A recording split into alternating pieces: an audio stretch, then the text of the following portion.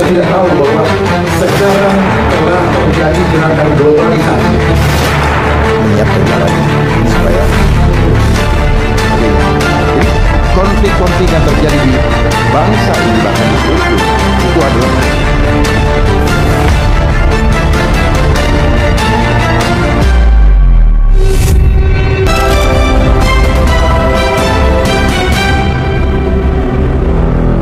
Alert Region WHO Pandemic Treatment.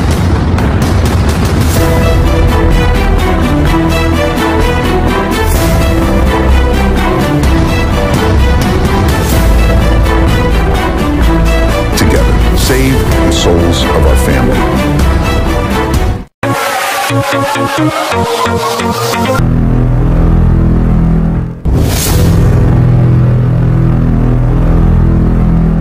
Nah, riuh kemarin seharian. Kemarin itu tanggal 16 Agustus 2024, ada keriuhan di beberapa WA group, juga di Twitter atau X sekarang itu, tentang anggapan dirinya atau NIK-nya dicatut sebagai pendukung salah satu pasangan calon gubernur dari jalur independen, gitu ya. Yang lebih bikin hebohnya lagi ini karena ada cuitan di X dari yang sebelumnya adalah bakal calon gubernur DKI Jakarta, mengeluhkan 2 orang anaknya dan juga pekerjanya dicatut katanya NIK-nya sebagai masuk dalam daftar dukungan pasangan calon independen ini. Gitu. Kenapa nggak ke KPU aja ya? Karena kan kita sudah sampai di tahap akhir, tahap verifikasi faktual kedua, gitu ya. Jadi yang berwenang untuk menjawab hal tersebut adalah KPU Provinsi Jakarta. Kenapa diungkapkannya di media sosial? Apakah ini reaksi patah hati karena tidak sempat melaju ke tahapan calon gubernur Jakarta gitu, sehingga kok bereaksinya di media sosial gitu ya. Itu yang saya nggak habis pikir. Jadi kami sebagai tim pendukung gitu ya, sebenarnya merasa tidak bisa mengontrol antusiasme warga masyarakat di Jakarta gitu ya. Besarnya dukungan mereka kepada pasangan calon gubernur dari jalur independen ini gitu ya, sehingga tidak bisa mengontrol bagaimana mereka bekerja, memasukkan data-data NIK ke flyer-flyer yang sudah ada, terdapat nomor-nomor HP yang bisa dihubungi untuk mengirimkan KTP Jakartanya, gitu ya. Mungkin mereka ada yang jahil gitu ya, memasukkan data dari yang mereka ketahui gitu ya, tanpa sepengetahuan dari orang yang bersangkutan, itu bisa saja terjadi. Tapi yang sangat disayangkan, kenapa ada narasi-narasi yang menuduh, yang memfitnah pasangan calon gubernur independen ini melakukan pencatutan NIK tersebut. Ini sangat-sangat disedihkan ya, sangat disayangkan gitu.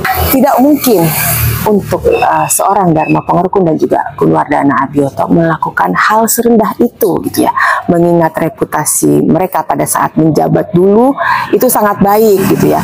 Makanya dari sebelum COVID, Pak Dharma Pangerukun membuat buku berjudul Indonesia dalam Rekayasa Kehidupan. Itu adalah sebuah kritik gitu ya, informasi kepada kita, sebuah perjuangannya dia gitu ya, tidak pernah ada dipersoalkan secara pidana gitu ya, termasuk kepada suara-suaranya dia pada selama masa pandemi kemarin. Kalau memang pernah melakukan, pasti sudah diproses secara hukum terlebih dahulu. Jadi apakah keluhan-keluhan pencatutan ini adalah kerja dari parpol-parpol ya, yang sebenarnya resah, cemas dengan ditetapkannya pasangan calon dari gubernur independen ini melaju resmi sebagai calon gubernur ya? Apakah ada keresahan soal kotak kosong gitu ya? Mengingat ini adalah satu-satunya calon gubernur dari jalur independen di Indonesia. Mengingat betapa sulitnya proses untuk menembus lolos di verifikasi faktual tahap kedua gitu ya. Berat loh syaratnya, 618.000 sekian dukungan KTP gitu ya, hanya dalam beberapa hari saja. Ya, untungnya kami tim pendukung sudah mengumpulkan dari sejak sebelum Bapak Dharma Pongrekun itu menyatakan deklarasi sebagai bakal calon gubernur Jakarta gitu. Ya, pertolongan Tuhan itu amatlah dekat bagi kita yang mengimani gitu ya. Walaupun dikasih persyaratan, dikasih beberapa hari saja untuk masuk ke tahap verifikasi administrasi, alhamdulillah ada dukungan yang begitu banyak kepada pasangan calon gubernur independen ini gitu. Sebagai pendukung dari calon independen ini merasa dirugikan juga sebenarnya gitu ya, bahwa kami yang sudah jelas-jelas mengirimkan KTP Jakarta gitu ya, kok tidak ada tercantum dalam laman info pemilu KPU gitu loh. Harusnya yang meributkan itu kami loh, yang betul-betul dirugikan. Harusnya masuk ke dalam verifikasi faktual tahap 2. Ada banyak beberapa yang masuk ke dalam daftar info pemilu tapi tidak tercantum sebagai pendukung Dharma Pongrekun dan Kunwardana. Kami mempertanyakan juga kinerja KPU gitu ya.